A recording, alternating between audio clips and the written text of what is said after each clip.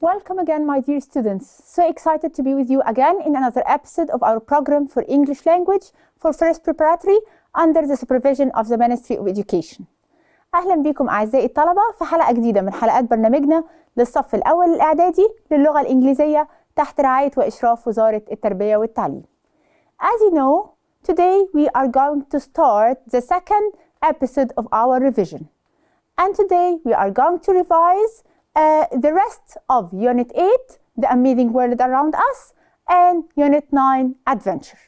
In Unit 8, we have discussed the using of the comparative and superlative form, okay? And in Unit 9, we have covered using going to with the future plans.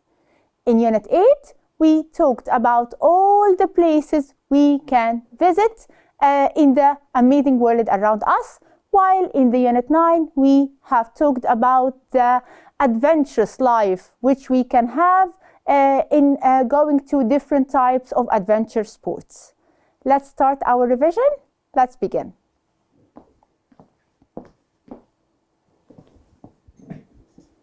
Okay, today we are going to start the revision, and we'll start our revision by the dialogue, okay? Language function completes the following dialogue between Fadi and Helmi. They are talking about Tahya Masr Bridge. You know that Tahya Masr Bridge is one of the most important projects in Egypt now in the present time في الوقت الحالي. And here we have a conversation between them. Fadi, where did you go last night? احنا قلنا we have to read the whole dialogue. لازم at the beginning أقرأ الديالوج كله. Where did you go last week? حضرتك رحت فين الأسبوع اللي فات؟ حلمي will reply. طيب فادي, where is Tahya Masr Bridge? يبقى I have to know or I have to guess that they are talking about Tahya Masr, أو حلمي has to reply with Tahya Masr. طيب حلمي will say something, فادي will ask a question, and حلمي, no, it isn't old, it's new. يبقى here I have to use a yes or no question. يعني أبدأ بauxiliary عشان أنا عندي هنا answer starts with no. فادي will ask a question. حلمي, it opened in 2019. اتفتح في 2019. فادي, what is its floor made of? يعني الفلور بتاعته أو الأرضية بتاعته مصنوعة من إيه؟ حلمي will answer. As you remember, we have talked about Tahya Masr Bridge before, and we have a very important text in Unit 8 about Tahya Masr. So we are going to complete this dialogue according to the information in this text. طيب, where did you go last week? احنا قلنا I went to Tahya Masr Bridge. عشان هنا أنا عندي auxiliary did مع go. يبقى I have to change go to the past form. I went to Tahya Masr Bridge. تمام؟ Where is Tahya Masr Bridge? هو مكانه فين الكوبري ده؟ Do you remember in the text? It crosses, yes, which island? تمام, الوراق island. يبقى it crosses the Nile وراق island. هو بيعدي بجزيرة الوراق. طيب, فادي will ask a question. حلمي will say no, it isn't old. لا, هو مش قديم, it's new. يبقى it's a yes or no question, so I have to start with the auxiliary. طيب, here حلمي answered with no, it isn't. يبقى I'll start my question with is it old? هل هو قديم? No, it isn't old, it's new.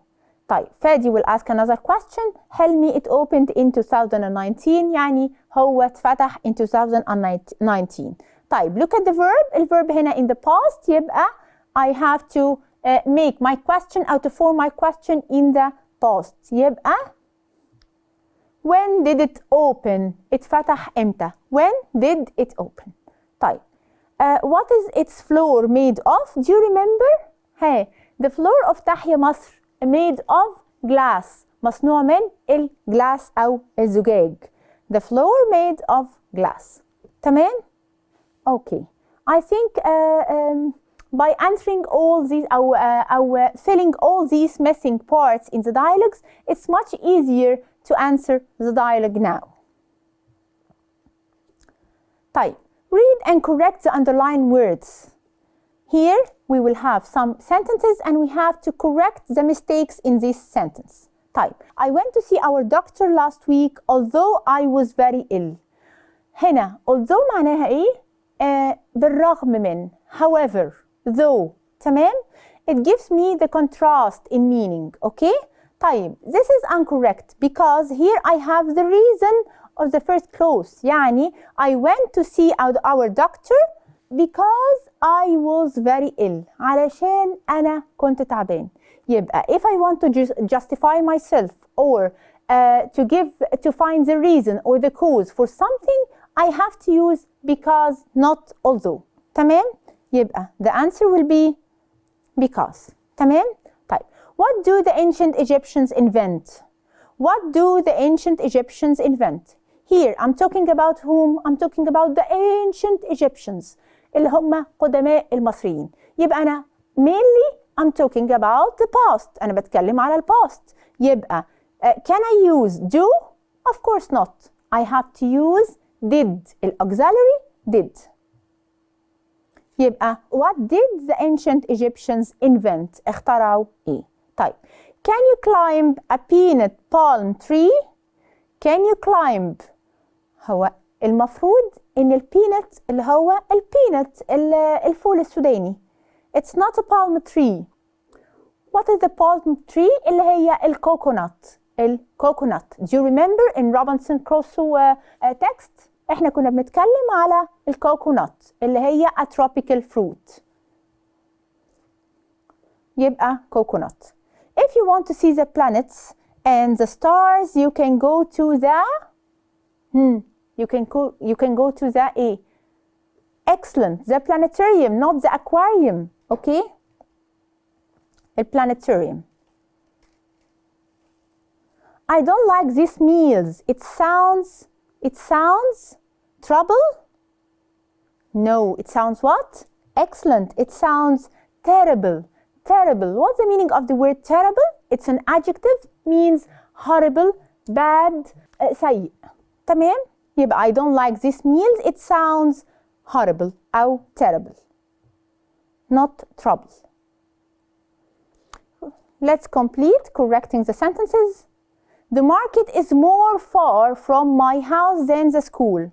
The market is more far. هنا الfar is the positive form أو the positive form معناها إيه؟ far يعني بعيد. طيب, this is regular or irregular adjective. Exactly. It's irregular adjective. يبقى if I want to use the comparative form of the adjective far, can I say more far? Absolutely not. What should I do? I have to use farther. Farther. Okay? أبعد. The market is farther from my house than the school. أبعد من المدرسة. I'm going to try rock climbing next weekend. I'm going to try. إحنا قلنا if I have a future plan أو if I have intention to do something in the future في unit 9 قلنا we have to use be going to. It's an expression معناه إن أنا سوف. Okay? طيب هنا I have am as verb to be and going but I don't have. Yes, excellent. I'm going to. هنا to is missing in the first sentence. يبقى I'm going to go rock climbing next week. تمام؟ My little brother enjoyed yourself. My little brother. Yourself is what? Hey, remember please. Excellent.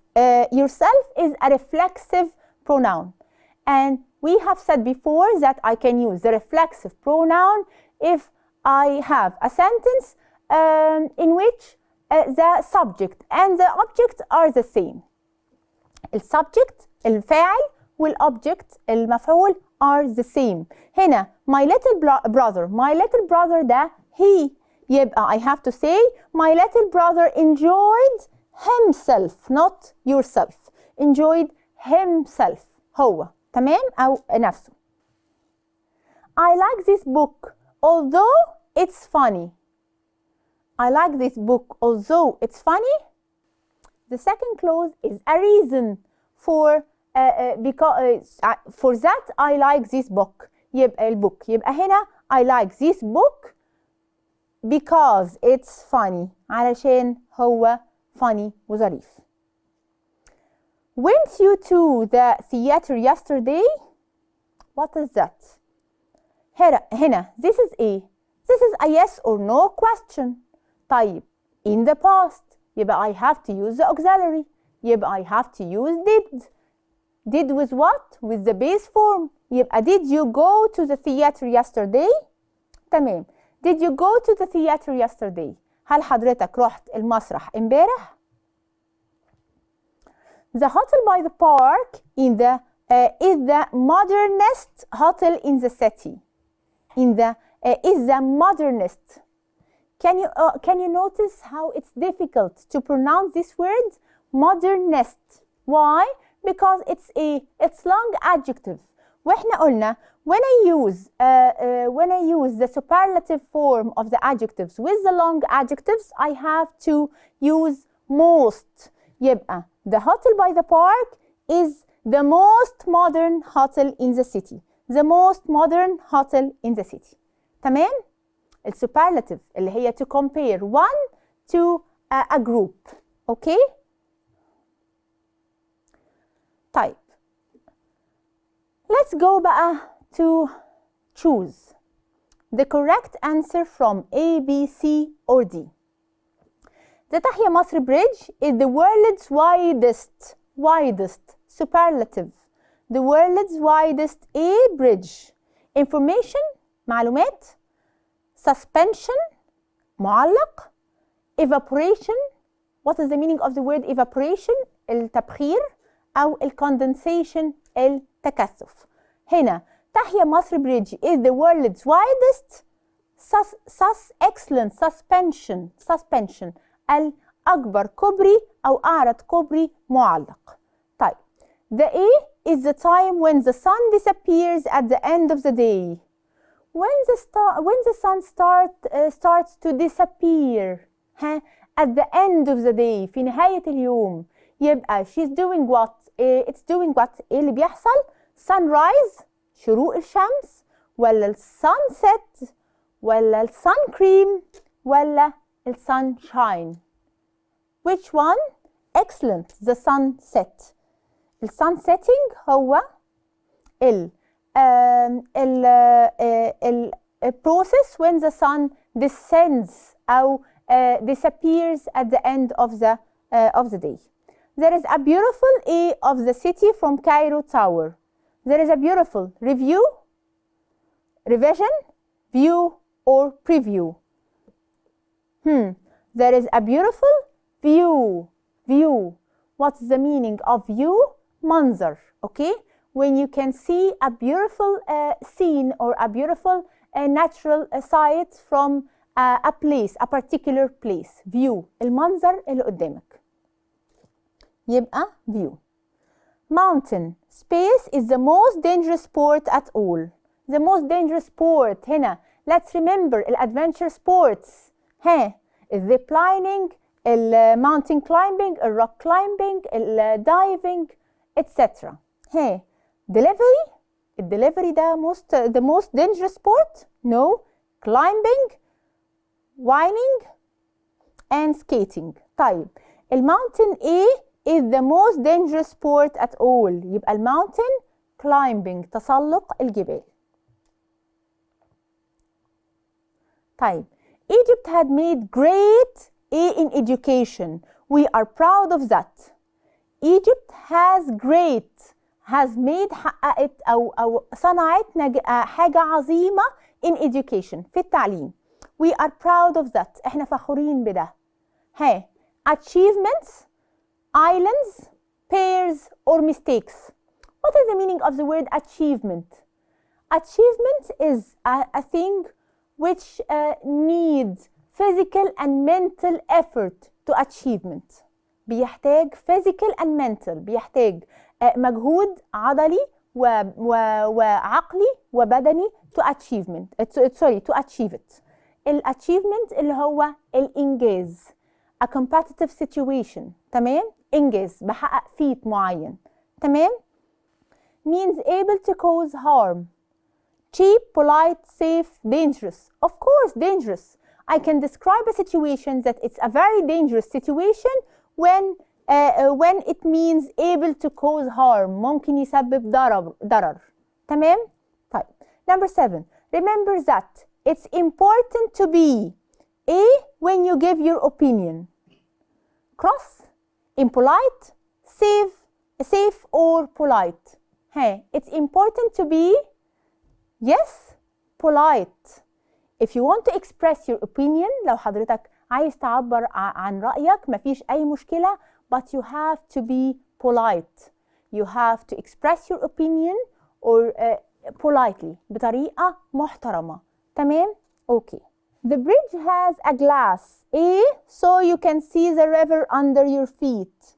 The bridge has a glass floor, ليه أرضية من الجلاس, so you can see the river under your feet. تمام؟ For that it has a very good view. عشان كده هو منظر دي تقدر تشوف المنظر الطبيعي الرائع بتاعه من تحت, لأنك بتشوف الريفر نايل under your feet. طيب. What do you think, think about the new TV show?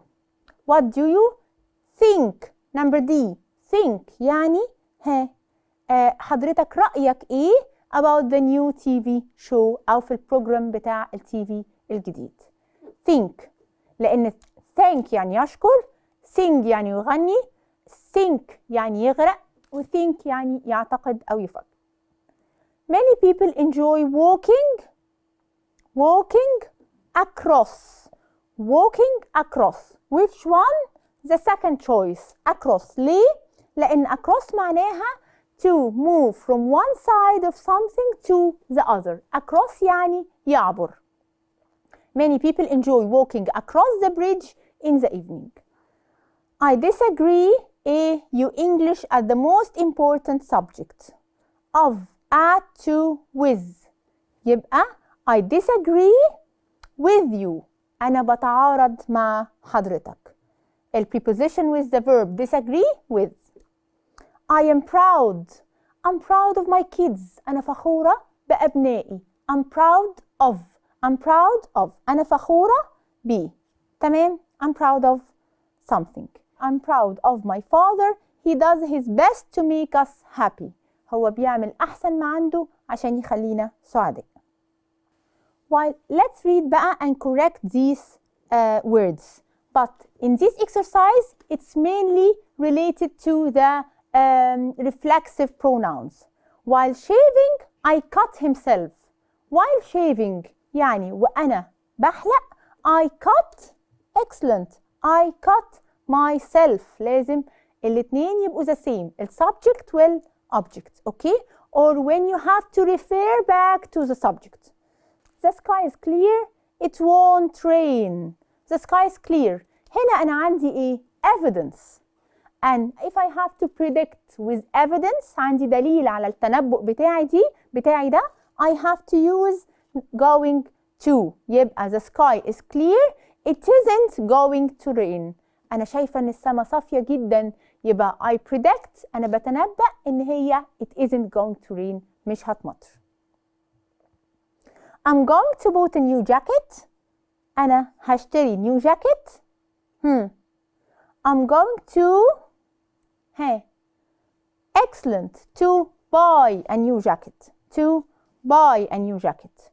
يبقى after I'm going to, I have to use the infinitive. Let's do swimming. Let's do swimming. This is right? No. Why? Because here I have to say go. عشان احنا قلنا with the adjectives end with ing, I have to use go. يبقى let's go swimming. The tiger looked at herself. The tiger looked at herself. التايجر بتبص لنفسها. ولا itself because the tiger is an animal. يبقى the tiger looked at itself in the mirror. طيب, now we have another dialogue. Complete the missing parts in the following dialogue between Mary and Nada. What were the Egyptians famous for? What were the Egyptians famous for? هم كانوا مشهورين بإيه؟ Exactly. What were the? I have to put an adjective to describe the Egyptians. يبقى what were the? هنشوف. They were famous for كذا. They were famous for حاجة. هم كانوا مشهورين بشيء. ماري هتقول a question. Did they build the pyramids? Did they build the pyramids? هي بتتكلم على بناء الأهرامات. ندى they built the pyramids in كذا. Mary, what else did they space? It's another question. What else did they? Nada will reply, they built the lighthouse in Alexandria. They built the lighthouse in Alexandria. Let's answer بقى. Mary, what were the? الادجكتيف هتبقى ايه؟ Of course, I'm talking about building the pyramids. يبقى I'm talking about the ancient Egyptian. يبقى what were the ancient Egyptian famous for? هو كان مشهور بإيه؟ They were هم كانوا مشهورين بإيه؟ They were famous for building the pyramids. هم كانوا مشهورين ببناء الأهرامات. طيب, Mary, did they build the pyramids? They built the pyramids in. بدل عندي preposition يبقى I have to mention a place. يبقى الquestion هيبقى إيه؟ WH question with super, with where. I'm asking about the place. أنا بسأل عن المكان. They built the pyramids in فين؟ أهم الأماكن اللي فيها البيراميدز عندنا في مصر. Excellent. In Giza, in Dahshur, and in Saqqara. تمام؟ Okay. Mary, what else did they? What else did they? It's a WH question in the past with the auxiliary verb did. يبقى I have to use the verb in the base form. هنا في الأنسر أنا عندي they built. يبقى I have to change built to the base form اللي هي build. تمام؟ built. Okay. They built the lighthouse in Alexandria too. وكمان بنوا اللايتهاوس اللي موجود في Alexandria. Got it? Okay.